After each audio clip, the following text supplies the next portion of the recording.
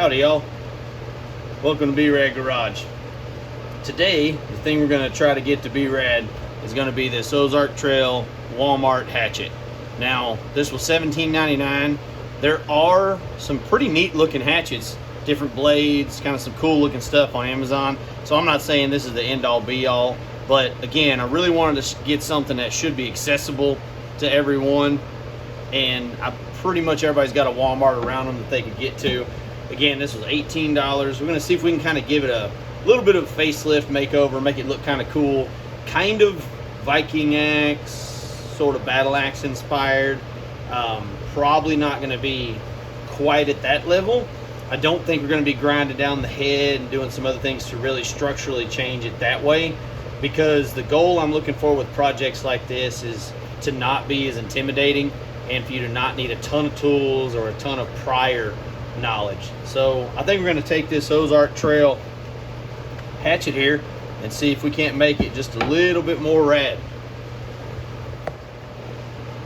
Well, we're definitely not going to be doing an unboxing video, but just thought I'd remind y'all this little Gerber dime that I had kind of reviewed and talked about. This little package opener, man, it comes in handy. Like you see right there, it just pops right into this blister packaging, cuts right through it. I'm not using really any sort of effort with this little hook in the blade. Sure is handy.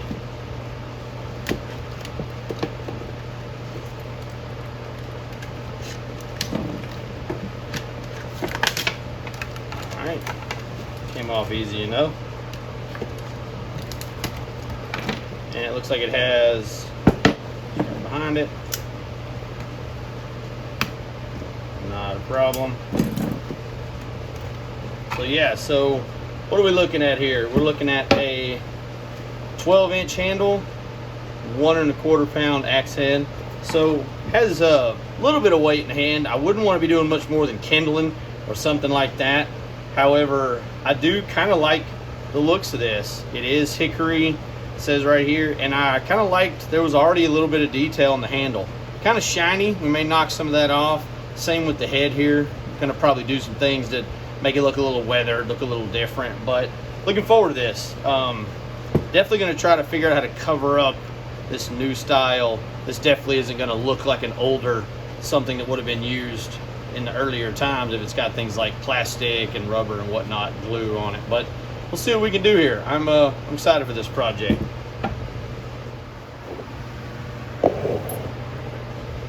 So just a quick rundown on my thought process here. I want to make this still a serviceable item you could use if you'd like, but to be honest, this may end up being hanging on the wall as a decoration or something you just use every once in a while and you just kind of think it looks cool. Maybe a gift you make for somebody. As always, follow all the recommended safety guidelines here. I've taken this cover off. Now, this axe is not sharp by any means. It can be sharpened and we may just do that. But also thought that cover's probably going to come off if we're messing with it. So we're just going to use some blue painter's tape, kind of hold it on. The thing about painter's tape, if you haven't used it, is that it will stick to items, but it's really good at letting go. Like if this was masking tape, it would kind of tear, wouldn't really want to let go. If it was duct tape, it would leave a residue. The cool thing about this is it's going to stick here, keep this from falling off, and we're not going to accidentally drop it on ourselves or something. So we're still using the supplied safety, and then it's just wrapped up in tape. So I think that's a good place to start. I think the goals here, I think we want to do maybe some grinding or maybe something to etch and kind of make this head look different, especially to knock off things like the weight and the name. And we'll probably do some sanding and some simple stuff again, maybe to knock off this.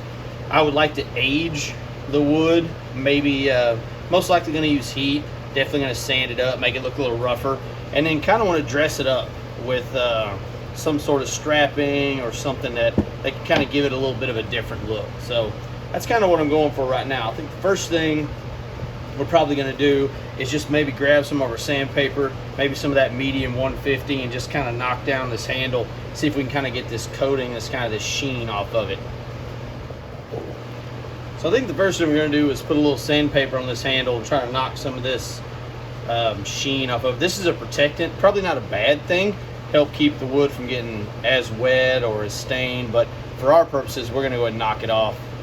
Just a quick reminder, the lower the number on sandpaper, the more abrasive and the more rough it's going to be. So this 60 grit versus this 150 grit, oh, sorry, versus, well, you're going to have to take my word for it. Here we go. This 150 grit is going to be finer and it will knock off the surface, but it won't really dig into the material as much as like that 60 would. So we'll just get a piece here, just kind of see what this does.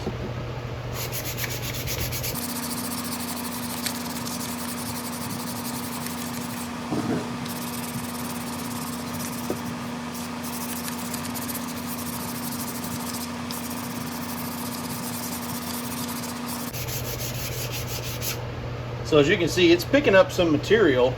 You see a few shavings kind of up here, some of my gloves, but if you were to be able to handle this with your hand, you'd notice that it's still very smooth, and you can see kind of maybe that it's a little bit whiter, but when I wipe that down, it doesn't quite have the same kind of glisten as that. So I think we're getting through this this covering without really tearing into the handle. So I'm gonna spend a little bit more time on this. We're already making a little headway on this hickory as well.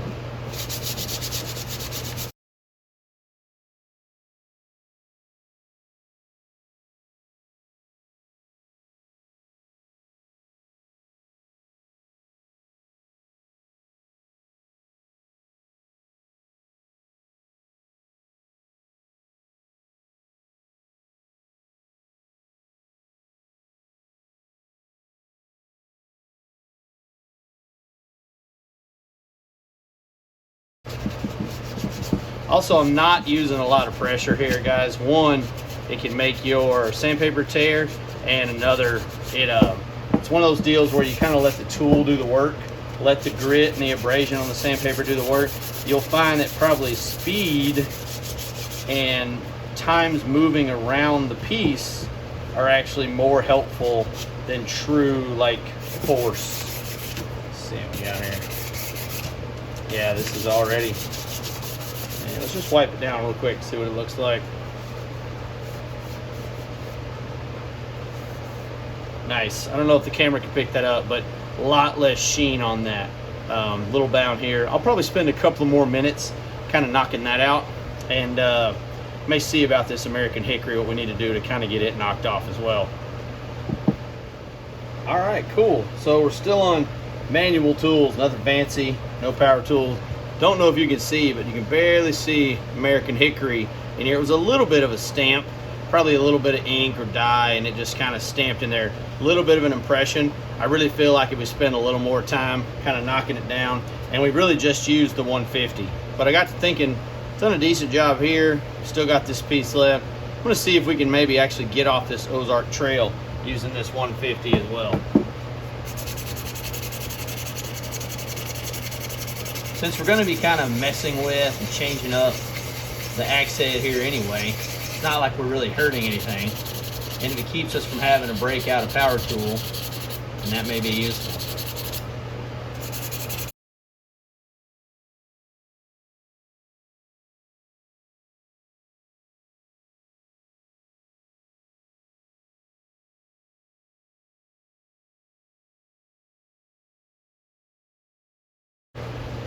Lightening it again, starting to make some scratches in here, so it's doing a little bit of something. Let's grab one of these really abrasive 60s and see what happens. What's probably going to happen is great big swirl marks, and it's just going to kind of look shiny and weird. Yes, that's exactly what's happening. Now again, as you can see here, it's just really scratching up this material. Not something you want to use if you wanted to keep this finish. This kind of illustrates how abrasive the lower numbers are, whereas you can see scratches with the 150, but it took a lot more effort. Well, let's see if this 60 will knock off this Ozark Trail here.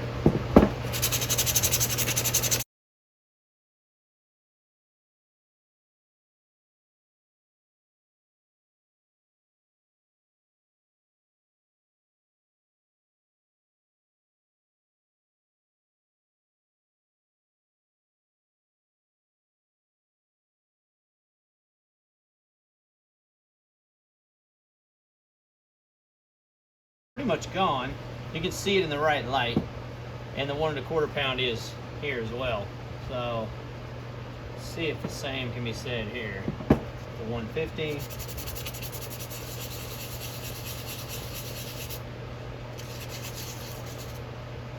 Stay with the 60. Well, I'm sure y'all can't hear that, but it is just an angry noise, just attacking this metal. Again, if you were worried about rust, worried about the material you're working with, these rough grit sandpapers are just going to tear them all up.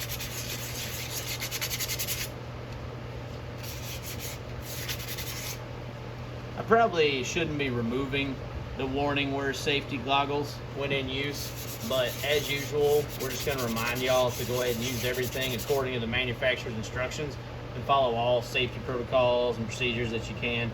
This, as I mentioned earlier, may end up being more of a wall hanger, kind of a wall art kind of piece, so we'll see.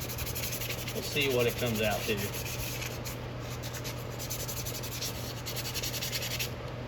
Yep, still got, words are kind of going away, but that little image still kind of hanging on.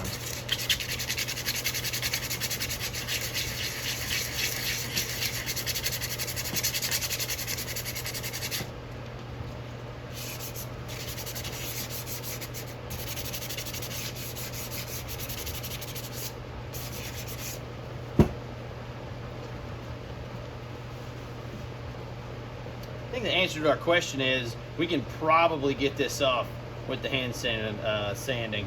Again, I want to be cognizant of y'all's time, so we're going to take a break from that right now and then maybe take another look at what we might do to this handle.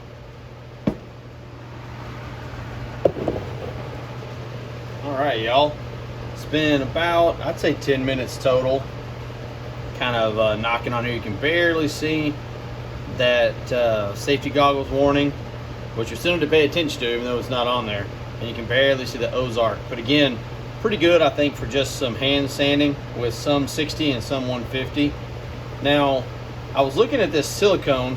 Probably a good idea to keep water and contaminants out from getting up in there. However, they didn't have silicone back in the day, so I'm thinking maybe our handy pick here.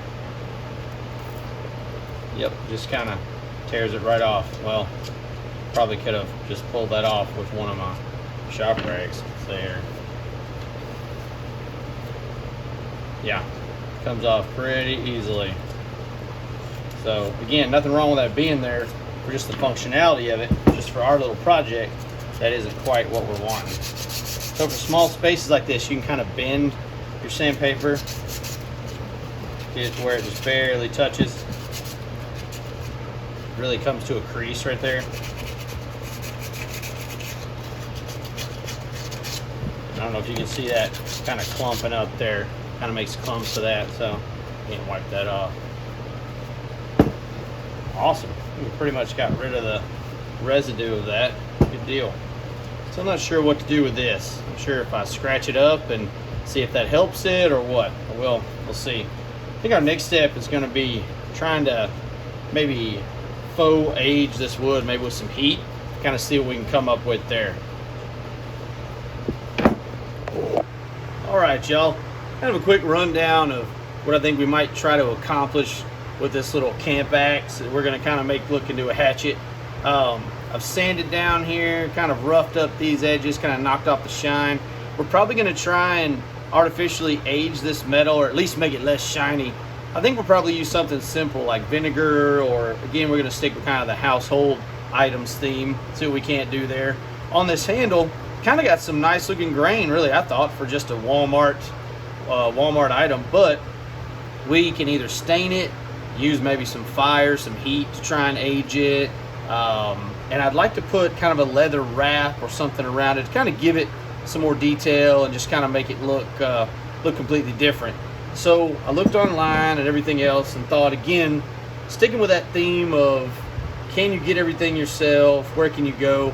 I went to one of the name big box hobby stores. It was Hobby Lobby, and let me tell you, that was an experience. The place was huge, and I mean, had to ask somebody where this stuff was, but I ended up with 2 pounds of these leather remnants for $8.99, and this 8 ounces of like kind of cordage and a few other things for $5.99. Now, just a roll of this cordage was $15, $16, so I think these scraps are going to work out better. And this one, as you might be able to tell, has some snazzy purple and bright blue and some dark blue. My daughter was with me, and she very astutely said that since I wouldn't need all this for my project, I should maybe get this one because it had those cool colors that she could maybe use. So I really couldn't argue with her logic, so I went ahead and went with that. So let's kind of look at these real quick, see what's in here. Kind of as a rough estimate, we've got 9 and 6. That's about 14, 15. We paid 18 and then tax. So if we say 35, we can just call all in for $40 so far for this. And even though this isn't finished and won't look exactly like the others, I've seen some hatchets and axes online that are hundreds and hundreds of dollars. So if you can get something kind of cool looking for a fraction of the price, and you learn to do a little bit of something, I think that's a win. So let's tear into these and kind of see what they look like, see what's in here. All right, let's see what we ended up with here. We'll just start with a small one.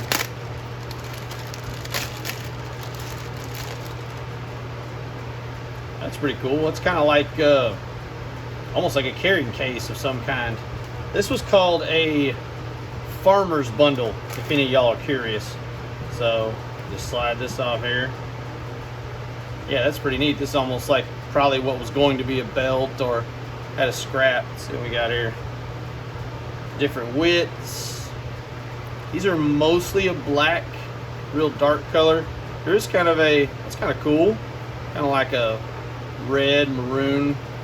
I've never had one of these scrap bundles or packages, but I gotta say, you could kind of tell from the side of the bag what was in there. Yeah, we've got different, mostly all black kind of cordage, which is fine, but a little bit of color in there. That's pretty funny. This obviously was part of a belt, or should have been a belt. But yeah, it feels pliable, soft, so that's pretty neat. This is probably what we'll use for our wrap around kind of the handle and some other things. Let's see what this big bag has here. Probably never going to be able to get that back in there, but let's see. So this is kind of like a nicer version of, you know, my grandma's old couch. Real supple, feels real good. Kind of a lighter color. They definitely live up to the scrap term. They've been cut, scrapped, but again, I don't know what I'm doing working with leather, so starting out with scraps is probably a great idea. Let's see what my daughter's I picked out here with this bright purple. Interesting. And here's that real bright blue. So, I mean, there's still some pretty big sections if you were wanting to cut out something. That's pretty neat.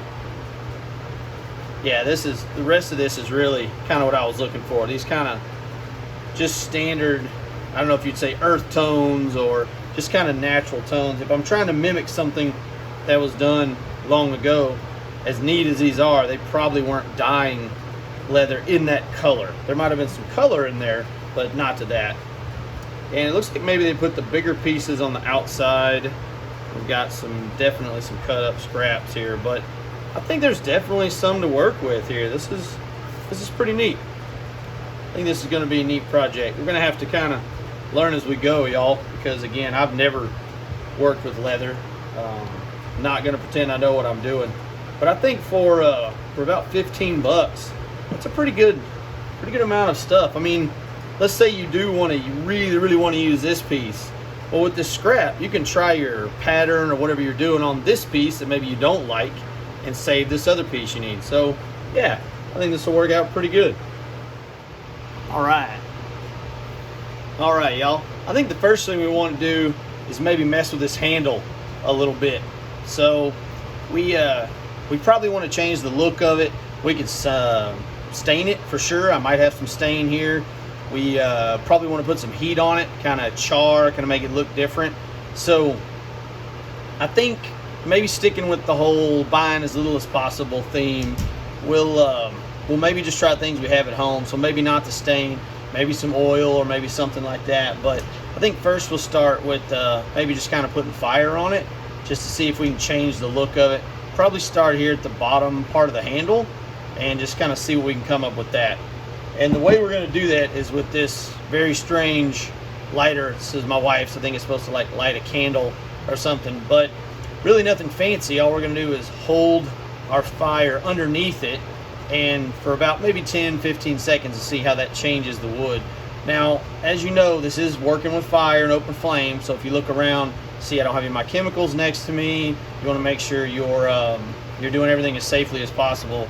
Now, I don't have gloves on, but that's mainly because I want to feel like I know where the heat is, and if I have gloves, sometimes you can't tell if something's warm for me to stay away from it. So, but I think that's the first thing we'll try is just standard lighter.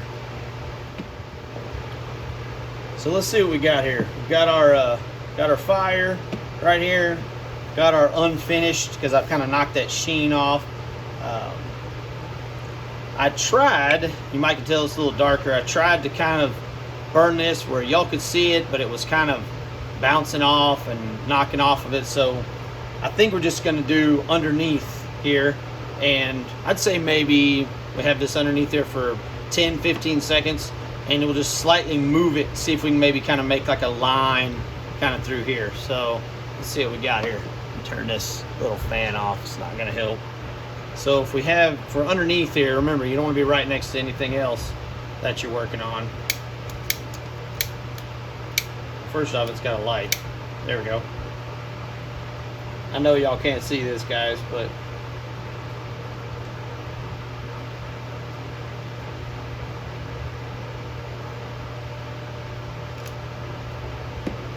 see, that was only about 10 seconds. It's a little bit warmer, but not quite what we're looking for. So we'll see, maybe we come up with something to hold this at a steady angle or something like that. Let's go back to the drawing board and then we'll come back. Again, probably not very thrilling from a viewing standpoint, but we're going to basically just have this flame underneath here.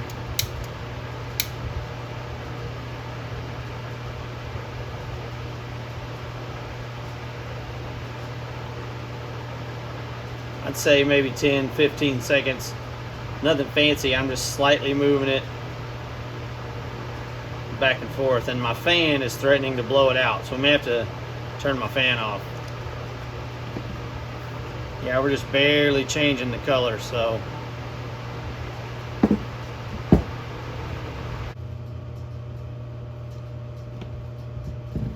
don't know if maybe we'll just angle it.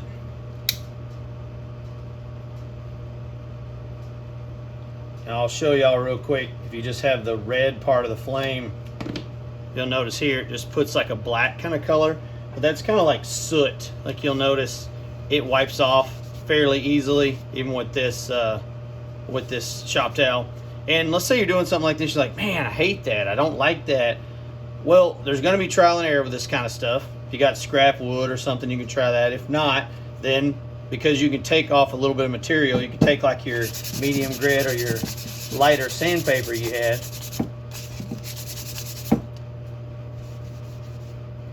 and again, we've knocked it off except for the parts that are a little bit deeper. So see if we can get a little bit kind of a scorch on it. You'll want to keep it kind of on the blue portion of the flame with a lighter like this.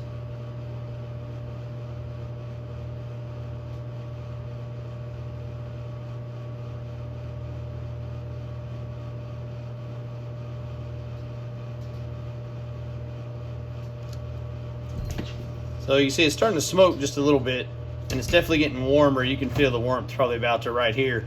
But now you see we've got an actual black mark here, and I gotta say it does not smell good, y'all. So there's got to be some kind of chemical in here that they had kind of to keep it shiny and to keep it sealed, some kind of sealer. So we'll work on our ventilation real quick. I know I said I had to turn my fan off, but you want to make sure you're in a well ventilated area, because again, you are working with fire and flames.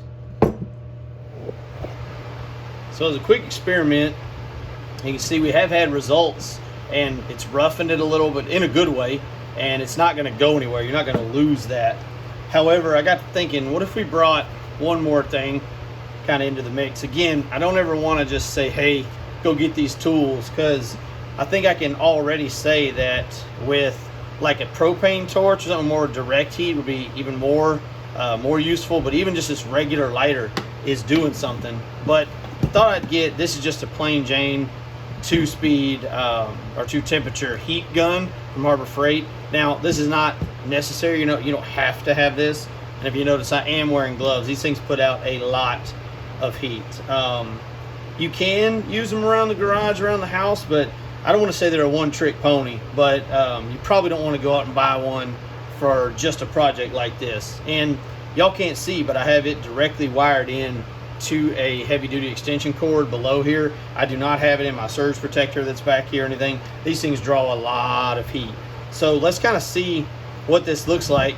And also another thought process, I'm working more down on the handle here because I thought, well, if I mess something up or really don't like the way it looks, I can either just sand it down, or if we have like a wrap we put around it or something like that. But let's just see what the heat gun does here.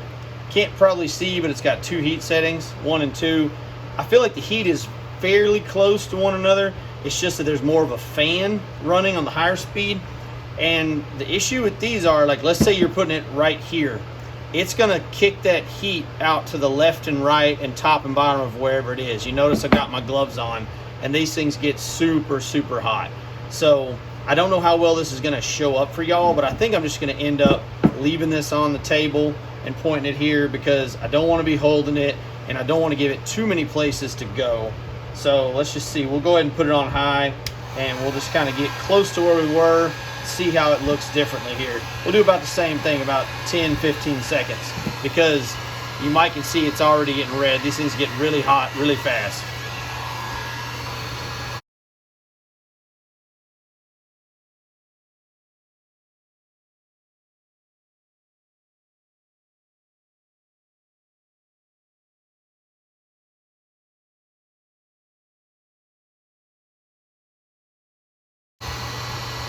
Starting to kind of smell a little. I notice it's not smoking like it was with the open flame. Let's see what we got here. I feel like that was about 15 seconds. And a little bit lighter colored here. Yeah, you can feel the heat coming off this thing. A little more darkness, a little blacker, probably from that open flame actually kind of hitting the wood and kind of dancing around it. This is direct heat, but again, doesn't come off on the glove. That's it's interesting too. It kind of has hit, even though it was in one pattern of heat, it's gotten some less than the other. So that's good, because if you do something like this, you do want it to look like you didn't plan every single line. Well, at least I would like it not to be. So yeah, so let's try another spot a little further up, see what we can do.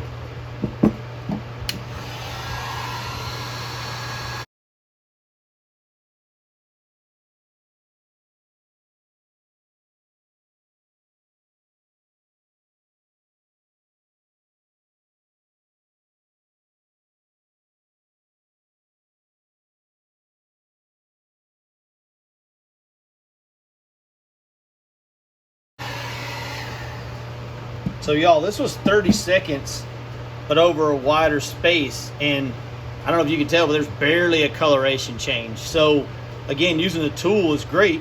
However, it really seems like it wants to be concentrated in that one area to really put that heat on there.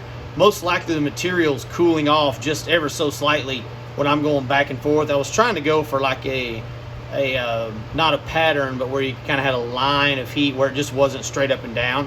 But it looks like it's going to go ahead and kind of burn and brand the wood in whatever grains or however it wants anyway. So let's run the lighter over here and see if that changes things.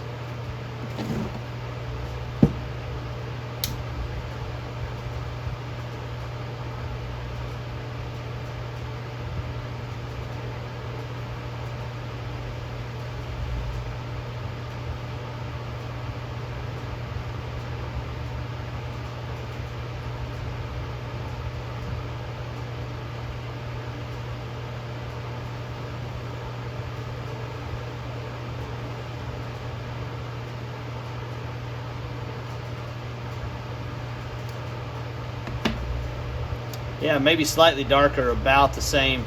I think what I'll do now, y'all, is kind of turn the time lapse on, turn the speed on, probably spend some time kind of going over this, using those same type of techniques, and touch base with y'all after we get it kind of dressed up a little bit. So that's a good start for now, I think. Oh, sorry y'all, looks like there's not going to be a long ASMR style getting this coloring on here. Another rookie mistake. I went ahead and thought I was filming and just happened to check, but this side here has kind of already been done. The process I was using, because I had it, was I've been running over it with the heat gun and then kind of getting some of the darker and some of the smoke from this actual lighter. So we'll just go back to doing what we were doing and kind of take y'all along for the ride here.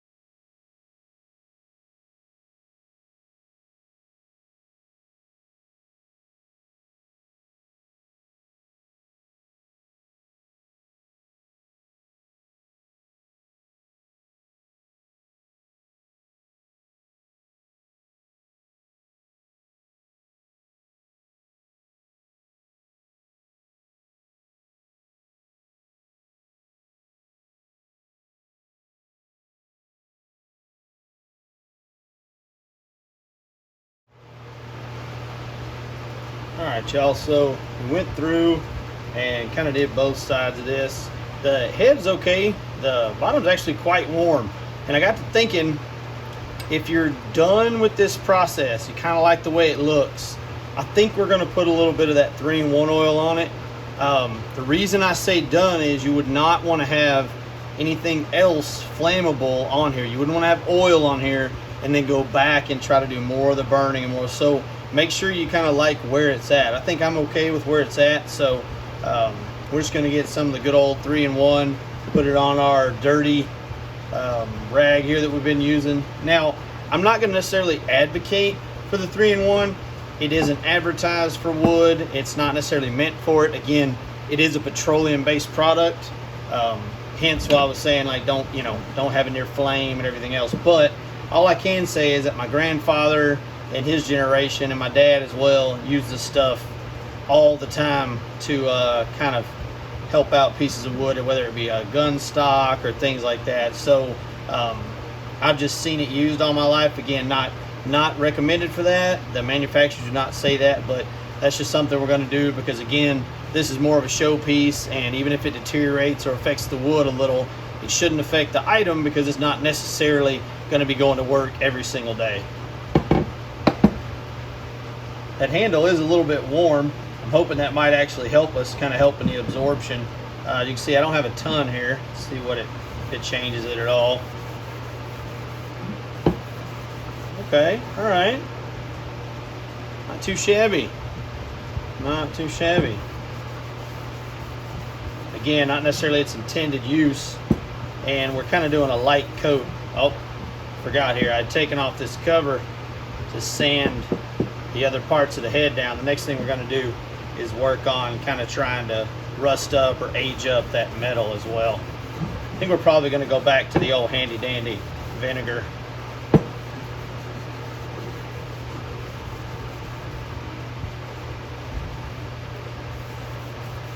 Yeah, I think it being warm might have worked with us on this one. I think it's probably a little more accepting, like most things. If it's pores or open, whether it's metal, wood, or whatnot, if it's been warmed up, it's usually more accepting of things like stains and these oils. Wow, that's pretty neat, y'all. Now, I will say, if you get one of these, I have really had to work on this American hickory that was stamped in here. If I look just right, I can still see it, but I kind of had to say, look, it's probably going to get covered up by leather wrap anyway. Just let it go, stop worrying about it. So I think this is a really good place to be on this handle. Thinking about maybe putting a hole in the bottom for a strap that would help it stay on your wrist. We'll see. But I think the next thing we're going to do is get this head maybe wrapped in some vinegar or something and see what we can end up with after a few hours of that.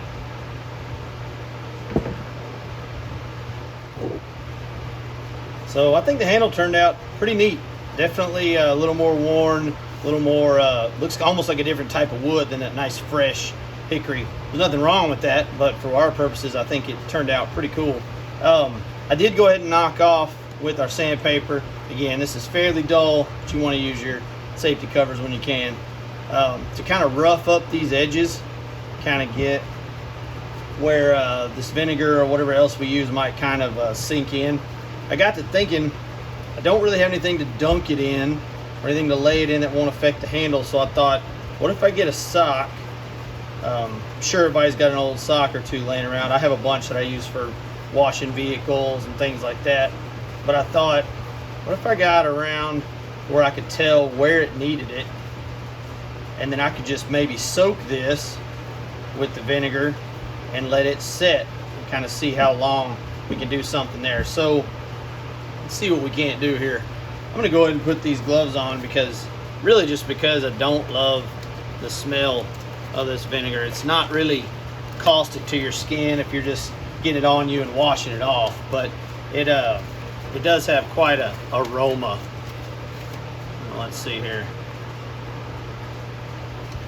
And again, it's just our standard distilled white vinegar.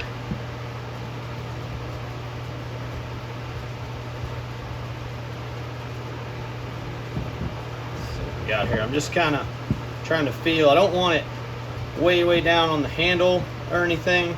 And again, all this is going to look random and imperfect, but that's exactly what it is. So just put it here.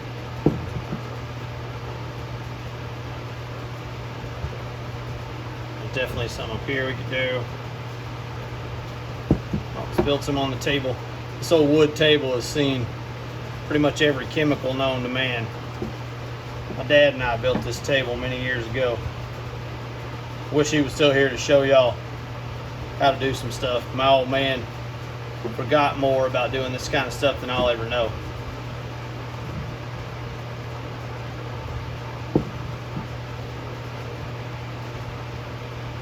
Alright, I don't know if we need to wrap that on there or not. It's sticking fairly well. I got it resting on this plastic cap, but can't do that forever. I might just leave it standing like this. This is all stuck to it pretty well. It's going to stand like that. It seems okay to me. Let's see here. Yeah. And another first here, guys. Another first attempt, y'all. Have not done anything like this before. Wrapping this head, axe head, and things like that. But you got to start somewhere, right? Plus, if I mess this up and it doesn't look good, then y'all won't make the same mistake. You can learn from mine. Let's see here. I'm going to kind of clump up some of this nice dry part where it won't get on the handle as much. Yeah, I think that's all right. Let's do this. Just prop it up here. And last time, I know I told y'all, you know, half an hour or so, and I lied to y'all on the rust removal. So I think what we'll do here is leave this for definitely a couple of hours and kind of see what happens, if anything, or if it needs to be submerged or whatnot. Like I say, y'all, this is really just a work in progress. Alright, so it's been about an hour, and something's definitely happening because this white sock is now rust colored, so I'm assuming we got something going on. So let's take a look at it and see what we come up with. God, this stuff stinks. Okay, alright. So we've got rust looking spots kind of through here, and then also just kind of some pitting not pitting, I'm sorry. Some, it's like it's kind of just almost stained there. I believe the way to really stop this process is to wet it with water. But for right now, we're just gonna grab one of our shop towels and kind of wipe off, see how that affects. Oh wow, it's definitely coming off there. Okay, that's pretty cool. Not gonna lie, I did not know how that was gonna turn out. So I got this nice shiny, I think we're gonna have to cover that with a leather wrap or something. It looks way too modern for what we've got. I believe you could dig this out, either to clean out and to have the pin, the wedge that's in there knocked out, or to clean out and just to stain or whatnot. But for right now, I think we're gonna work on just kind of covering it. So that's not bad, man. Pretty neat. Now, another reason again to go ahead and wet this and use water is you will kind of stop this process. I'm just gonna knock it off for now, but I'd say all in all, that's looking pretty cool. That's looking pretty cool. And only an hour's worth of time, hour and 15 minutes. That's pretty neat. And that's kind of trippy how the sock is all rust colored. The rust went through there. That's pretty neat. So I probably have an hour and a half. Well, no, that's counting the work time. I probably had 30 to 45 minutes of time in the sanding, 20-30 minutes in the burning, and an hour here. So we're really only at a couple of hours and change so far for this project. Pretty darn neat. I'm gonna go ahead and wet this and try to stop that process, and then we'll take a look at trying to figure out what we're gonna do with that leather wrap for the head and for the handle. So I dug around a random scrap assortment and picked this for a couple of reasons. One, pretty much all this cordage, no matter what size it is dark, basically black in color. So this is a darker piece of leather, one of the darker pieces, and it's got a couple of different decent sized spots. That way if I mess up or cut it wrong, I can maybe try again. But like we mentioned earlier, these are just scraps, so you may have to go with what size you need versus exactly what color and size you want. But the neat thing about it is, let's say I screw this up totally. If I put something else on there, it's probably going to look pretty good as well. And the only person that's going to know it's not that way is you. So don't be afraid to take these risks. Do the best you can. I'd be just going to be honest with you, and you're going to mess up. I'm probably going to mess up something here. But that's really the best way for us to learn. So I'm going to try to puzzle out and kind of figure out what I might want to do here. I think maybe something coming around this way over the top. It'll help cover this. Don't necessarily want to cover all our etching and change the colors, but if we do something over here to cover this, it may make it look a little bit older, a little bit different. So kind of thinking something where we cut this in a strip where it can come over on either side here, and I don't know, we may see about poking holes in it and stitching through it, just kind of see what we can come up with. So let me kind of puzzle that around and think about that. And also with this cord, just to kind of give you all an idea, kind of thinking about doing something where it wraps around, maybe in, I don't want to say pattern because I probably don't have that kind of skill set, but if it wraps around something like that, just to kind of see, kind of make it look a little different. We may use this from up here and move down, so we'll kind of see what we can get into here. I'll think about that real quick, maybe cut a piece or two, and then show y'all kind of what my thought process is. So I got kind of lucky, and I've got an almost straight edge over here. I did cut off this small piece right here, and I was able to just use these very cheap Harbor Freight kind of utility scissors. Obviously these are not the right tools to work with leather, but for these small cuts and whatnot, it worked okay. Probably going to be using a box knife for this. And I did a couple of measurements over here. We have about a 2-inch space for this whole kind of cover we want to cover up, and our axe head is about 3 inches down to here where we kind of want to have some extra. So 3 and 3 is 6, and then we're about 1 inch wide. So we need about a 7-inch piece long by about a 2-inch piece wide. So if you kind of transfer that, I have the cardboard one to kind of help as a semi straight edge, and 2 to give me something to cut into. Especially with the box knife, it's nice to have something you can dig into and move forward. It would go into the wood, but it sure dulls your blade quicker. And but yeah, so we can see from here we've definitely got enough. We got almost 17 inches of material here, so I could screw it up a couple of times and it'll still be okay. But 7, maybe I'll cut 8 inches just to kind of see what it looks like, and only needs to be about 2 inches wide, so it's only down to about right here. So what I'm thinking is I maybe tape this down, maybe cut it kind of rough at let's say like our 8-inch mark. Let's just try that with the scissors, and then we'll tape down a smaller piece. Now this is not very thin, but it's also not the thickest piece of leather. You can't probably see the effort I'm putting in here, but trust me, it is not easy with these quote-unquote utility scissors. So now what do we end up with here? Yep, about 8 inches. So it should be a little bit of extra, and then we've got enough to have our 2-inch width. So I'm thinking we go back to our handy tape here, and what we might do to kind of help us out is we want to see how far we want to go down. 2 inches at least. So let's say we give it a little over 2, and then we'll just wrap it around the back here, keeping this kind of halfway straight. Again, we're not working in absolutes here, so this is about 2 1/4. About the same thing here. Also, you'll notice my tears are not super straight. In fact, let's fix that. It does work for that. So now let's put it basically right on 2 1/4 here, and then tape this over. And then let's go ahead and take the time, kind of like a measure twice, cut once type deal. Let's get a straighter portion right here. Again, not perfectly straight, but definitely better than I had it. Got kind of a weak spot right there. We might see that might come back to bite us. Let's see here.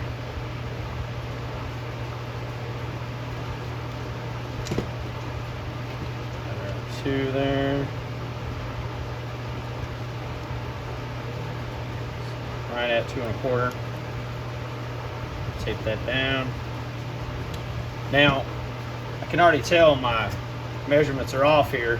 We don't have a straight edge here or here. So what we can do is, see, we're short.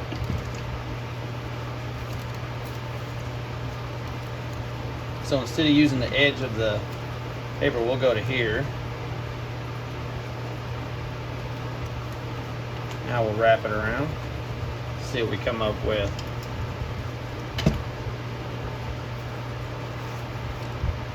It's definitely not perfect, but I'll tell you what we're going to do.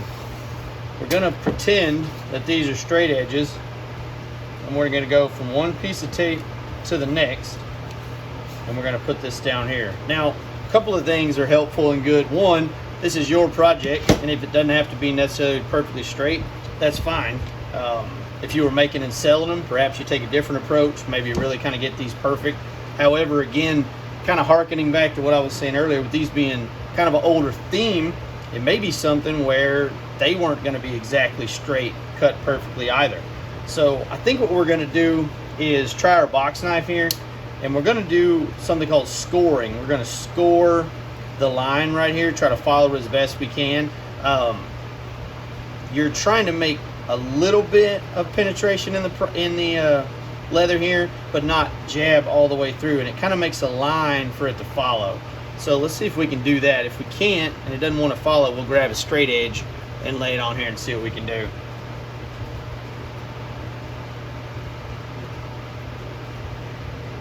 Again, this is a light cut, just trying to score this material. I'll do that a couple of times. And a good sharp blade on a utility knife is an absolute must. Which again, they are extremely sharp, especially with new blades. So you really got to be careful with these guys. I think we're getting through. I think I hear it starting to cut the cardboard. And I'm not applying a lot of force here, guys.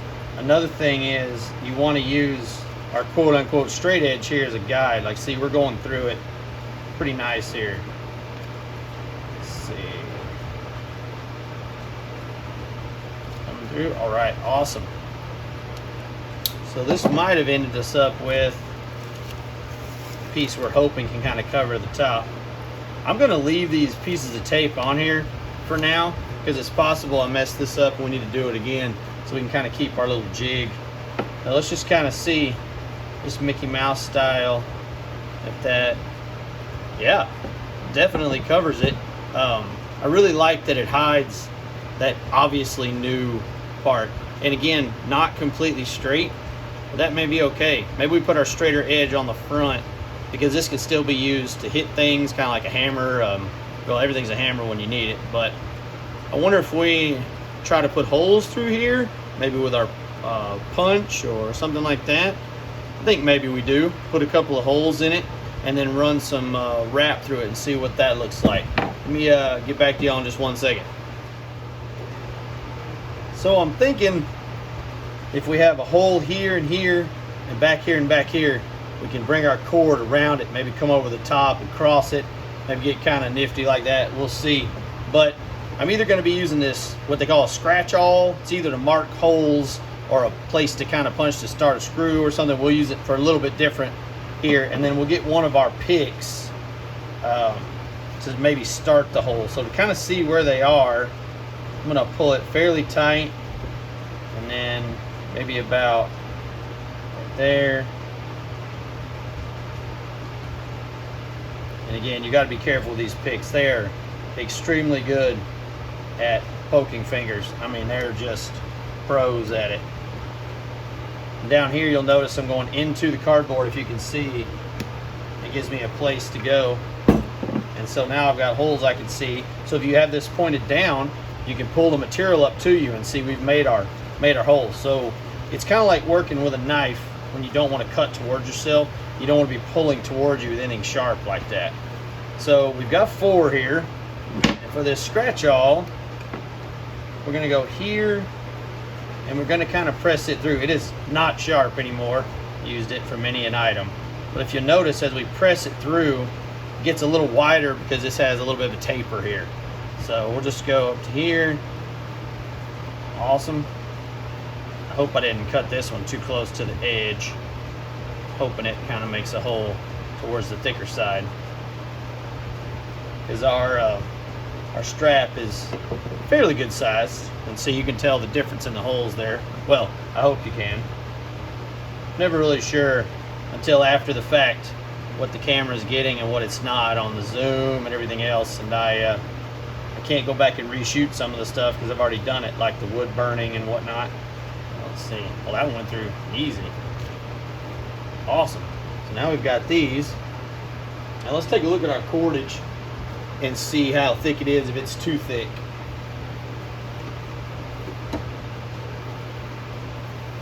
We have a very long section right here of what I'm sure would go through there, if I can find the end. Yeah, with a little persuasion, that'll go through there for sure. Now, this bigger one that I had looked at, I don't know, maybe could force it through there. We'll let's think about that. Maybe we take our small piece,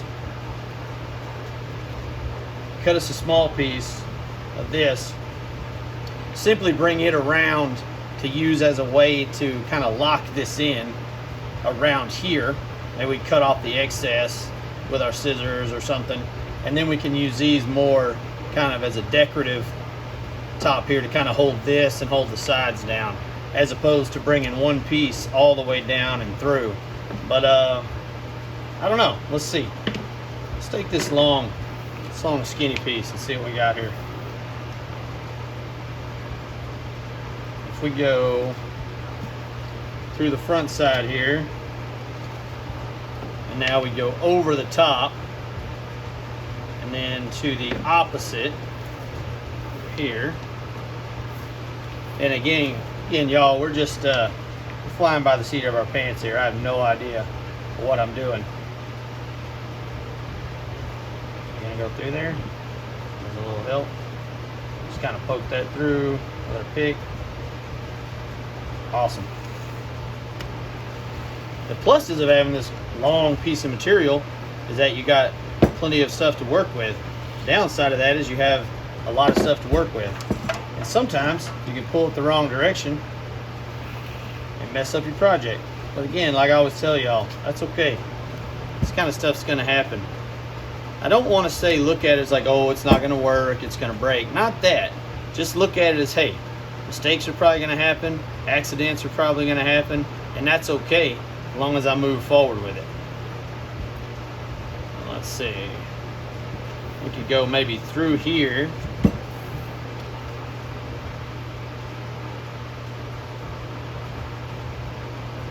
I think we're about to see the benefit of maybe working with a big piece. Nope. Point through. Again, make sure your finger's not on the other side here. Just kind of ease this through.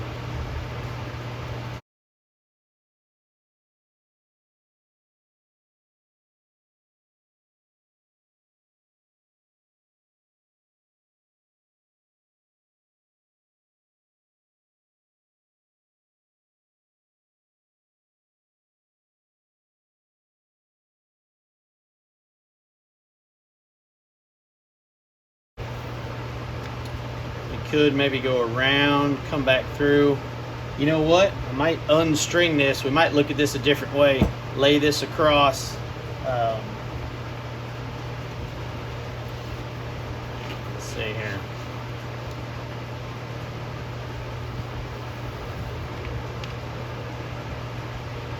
We may come around and back up the top. Let me kind of think of what I might want that to look like. I'll come back to y'all here in a second.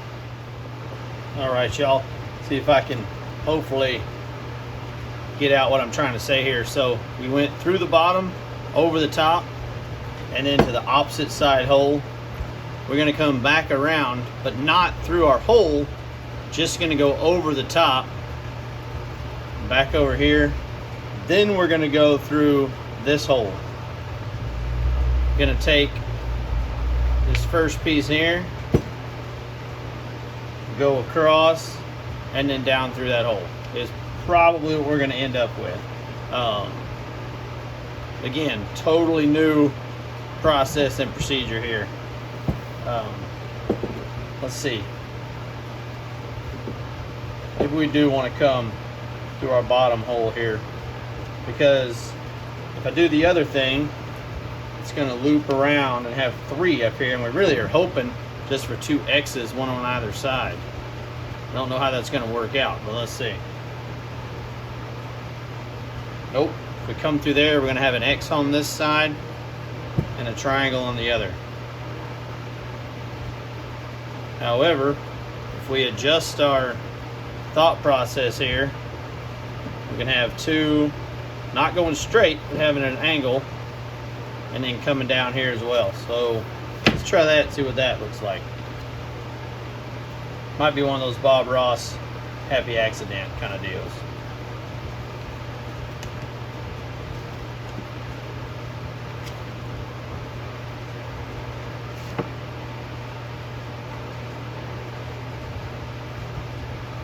I'm sure plenty of y'all are out there like, dude, just you turn it this way or that way, you're gonna be perfectly fine. And I may have done that thing where you kind of think too much about something, get too much in your own head about it. Very possible. But you also notice I taped down the sides. They were kind of getting wobbly, kind of moving around on me. So now we come through here and pull tighter, through here and pull tighter. Kind of try to cinch this up a little bit. If we go around to the back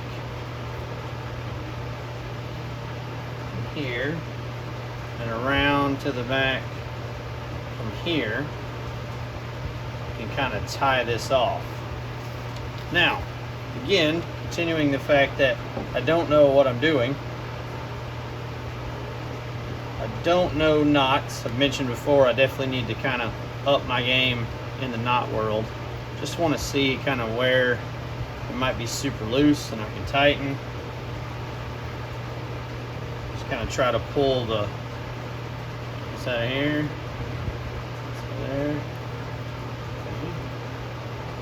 Coming around the back. Coming around the back. So coming here, again, definitely not a knot guy. So I'm going to do something kind of simple here. Take my two pieces.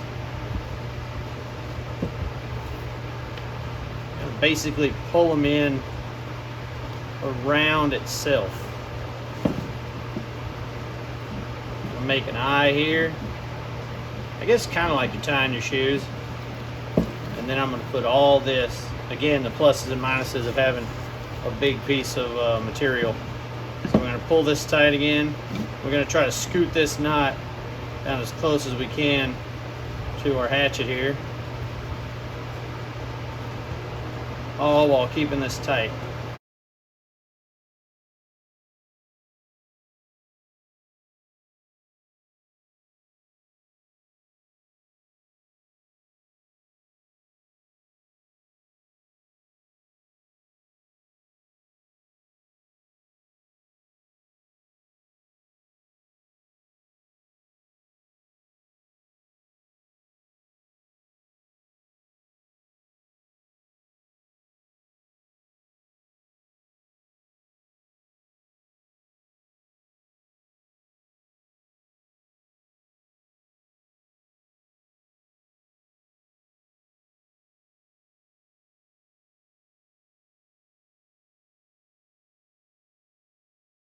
See what we got. So now we kind of have this triangle coming up. It's fairly tight. Again, like we mentioned, this may be a little more of a display piece. I wonder if we maybe even put some glue down here to maybe stick this. It might be something to think about. But we could continue with this cordage, kind of continue around, making like, you know, X pattern, kind of like I talked about, where we make it go down here. We come back, could wrap around a couple of times. That might have been something I could have done instead of this knot. Wrapped it around a couple of times to really kind of tighten it. But I'm thinking maybe we switch up and maybe use this wider piece down here. So I may redo that. Let me look at that, and I may think about untying this and actually wrapping it around. So we'll see about that. So again, I don't necessarily love this. This wouldn't be that practical having this open space here.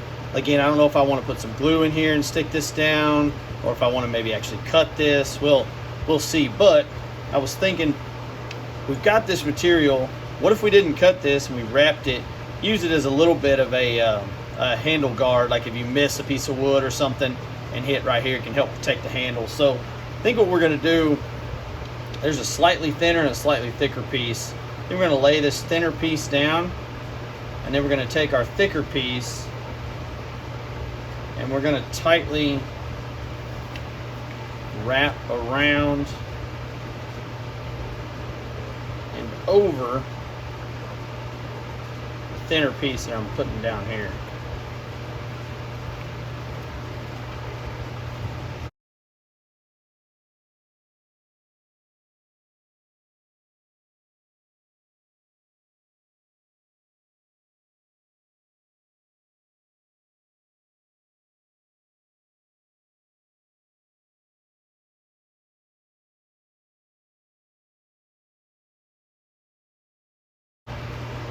This is on the bottom, these are wrapped around the top.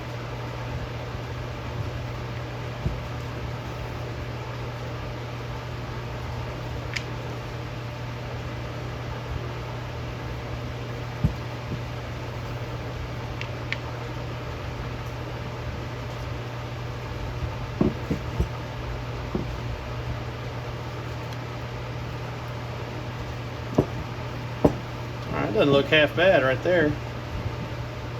Now,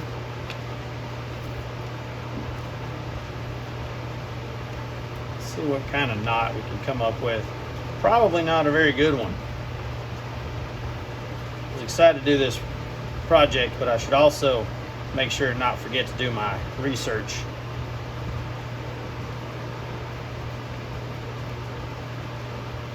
I think we're just going to go a straight up knot.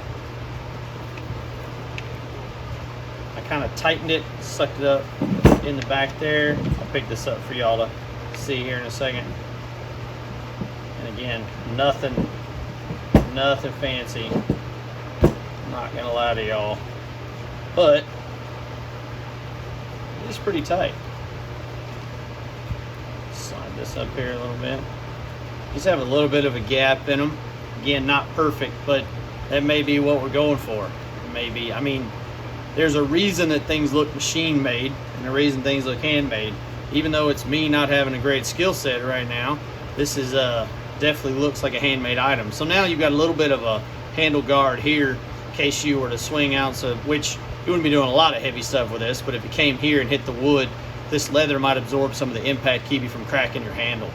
So I think that'll work for the top. Knot's going to kind of be there, but that's okay. Probably leave us just a little bit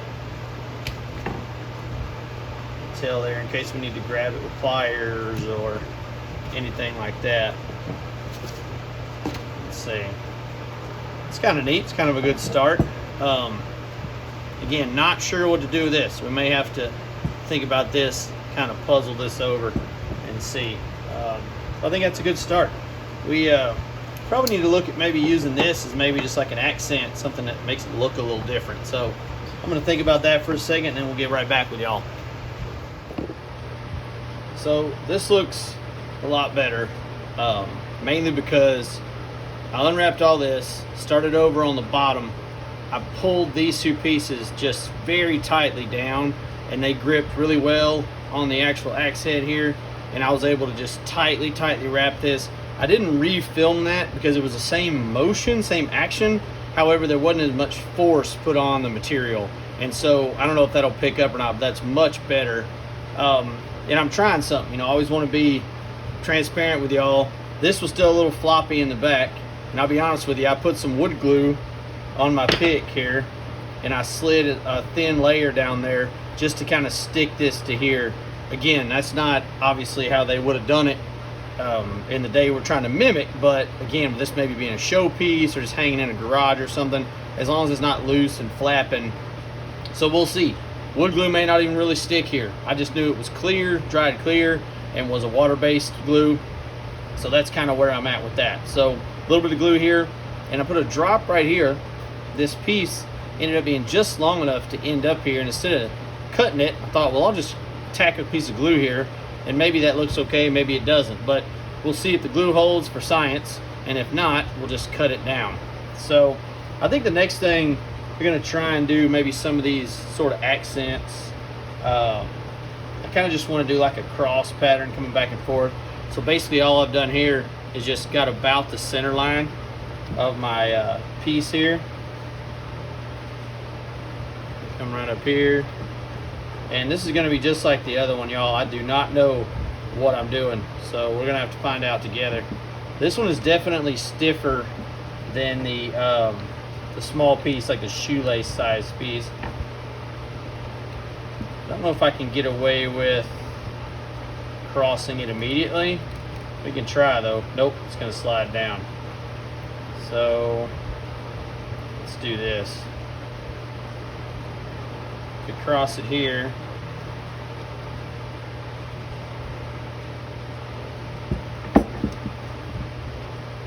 or I'm sorry, apologies, let's not cross it here. Go one more time back here and then see if we can cross. So kind of holding tight here. We go down here. I'm just kind of letting it go where it wants to go as opposed to where I might want the X's, because I want it to stay wherever it goes. This is not matched up perfectly, but that's all right. We got a spot here. Try to keep finger on that. Come around here.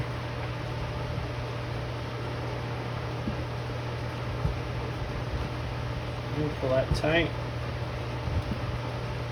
Right here.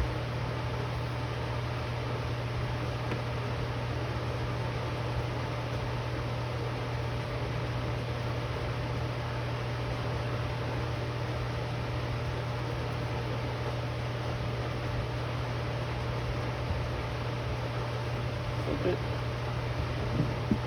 Maybe one more. See what we think here.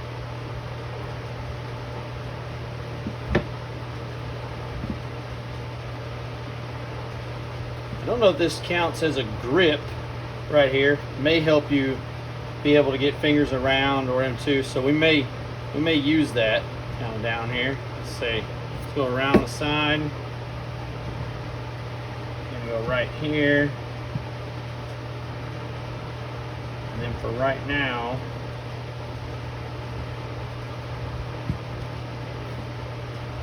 just kind of do this.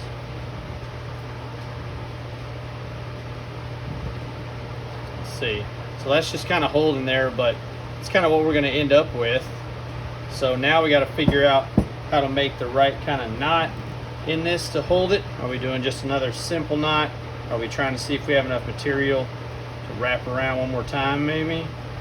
Oh, we do. Might be okay. Let's see.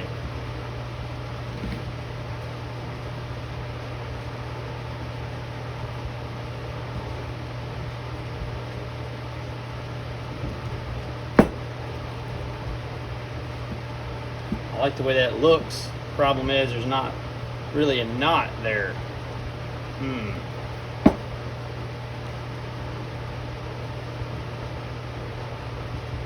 Maybe this end of the wrap is a candidate for some glue as well to hold it. I'm not sure. Might have enough to make a knot here. We'll see. Take another think about it break and see what we can come up with. All right, y'all. So first of all, there's a fine line between tight and breaking. I had a pair of pliers on each side and I tugged on it fairly hard. It definitely popped. Luckily I had enough to still finish, but I never did like having any kind of knot that I could figure out right here where your hand's going to be if you did want to use this. It's a decent spot right here to kind of give you some grip and feel like you still have the handle. So kind of went back to our glue trick up here. I put some wood glue. You might can see kind of the residue there. Have it underneath here, and I have this just very tightly kind of strapped in to where it's hopefully just going to glue right here, and I can cut off the excess. Probably not perfect, probably better ways to do that with certain kind of knots, but you could use this if you'd like. However, I'm kind of intending this more for you know, a gift you're giving somebody or something you're hanging up in your man cave or just giving you in your garage, something to do. So that's where we're at right now. We've kind of got this 3 X's here. Oh, that one's gotten loose. Well, see, this kind of stuff happens, guys. So we got to tighten this up somehow. So I don't know if we do glue or if we do something else. Let's think about that. It's kind of an optional thing I'm thinking about doing. Thinking about putting a hole in the bottom of the handle here so we can run some of this extra strap here, something you could have around your wrist. So I've got a bit that's roughly the same size, actually a little bigger, which is okay, of the cordage I'm going through. But with most woods, especially with hardwood, you most likely are going to want what's called a pilot hole, and it's a smaller hole to help a bigger drill bit get through. So I'm going to kind of guesstimate this, but let's see, 1.5 inches, 1.25 inches, about maybe about right here. I realize it's not very scientific, guys, but I gotta say, y'all, get this hole here through.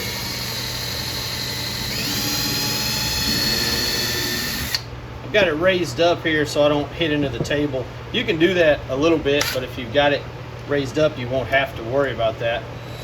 So I've just got my 3/8 drill here, just a regular portable drill. It doesn't have to be a certain brand. I like Craftsman because they're affordable and at my local Lowe's, but that's a debate there's no need to wage. If you have a preference, that's awesome, go with it. They're all pretty darn good these days. Let's see if we can't get this bigger hole drilled.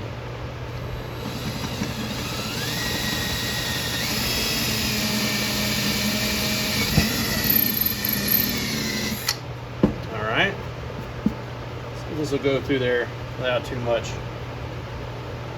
Awesome. Looks like that's gonna work, y'all. So I think what we're gonna do is just run this through, kind of keep it simple.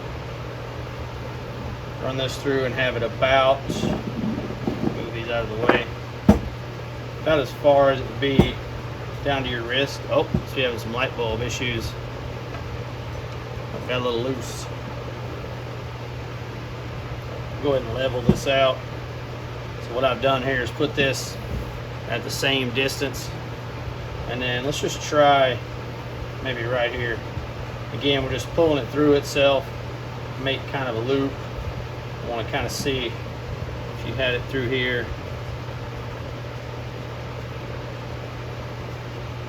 Will this help you or hurt you? Maybe one of those things just kind of looks helpful, or it could be a way to hang it.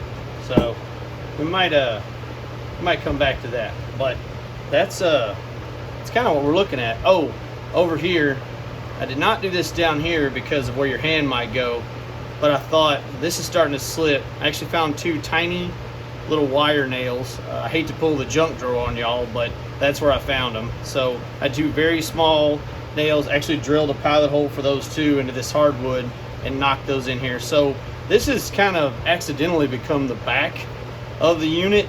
Maybe because I'm right-handed. I don't know if I was doing things where I could see them. That was an accidental, just kind of my brain working a certain way. But this glue seems to be holding. I've kind of nipped off these edges, and I just didn't want a piece of metal down where you might be grabbing with your hand. So I think this is kind of what we're going to end up with, guys. Let's take this off so we can kind of get the full effect here. I think the vinegar rusting slash kind of etching worked out good. Again, nothing fancy on here, but I think this was a neat little project. I hope that y'all enjoyed it, and let me just cut off some of the excess here. We'll bring back our nippers from the other episode. Leave a little extra just in case we need to want to do something with that. But you could hang it with that, you could take it out, but you could also have this around your wrist. So if you do end up using it, it maybe doesn't fall off. So I think we might stick with that.